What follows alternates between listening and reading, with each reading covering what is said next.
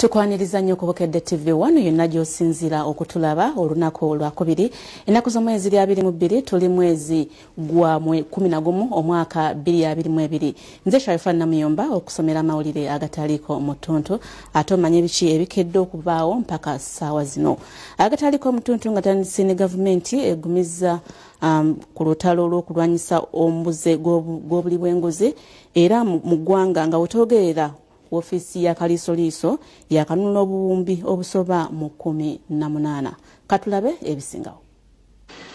Bw'abadde akyaddeko ku kitebe kyaffe wano mu industrial area Amyuka Kaliisoliiso wa Gavumenti Dr. Patricia Chan Okiria ategeezezza nga bwe batagenda kussa mukono mu kulwanyisa enguzi n'asaba bannayuganda obutabalekera mulimu gwonna. It is the ordinary citizen who goes to hospital and doesn't find drugs. It's the ordinary citizen who goes to school and if there is no teacher, he loses. So we want Ugandans to join the war against corruption and take it as their own war because they're the ones who are losing. And we expect them to report cases to us. We expect them to take the lead. And even as we go into the International Anti-Corruption Day, the celebrations are going to take place in Uganda.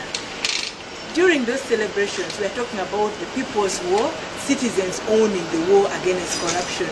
Because if the citizens own the war against corruption, a lot will change, even the mindset and perceptions will change. Dr. Patricia akkiriza nti omuze guno gukyali waggulu wabula n'agamba nti gavumenti erumye n'ogw'engulu okuyita ofisi ya Kaliisoliiso wa gavumenti okulaba nga omuze guno guggwawo. Our prosecution rate has gone up, it has greatly improved, and we've been able to recover quite sums of money.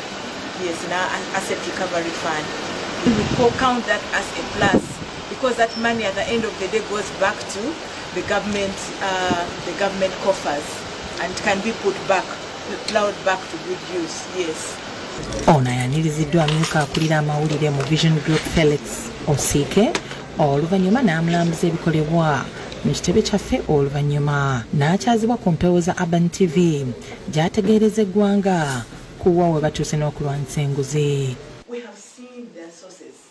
Now, when you talk about perception, you talk about people's attitude. What do they think about corruption? But also people's attitudes actually can as well be accurate. Yes.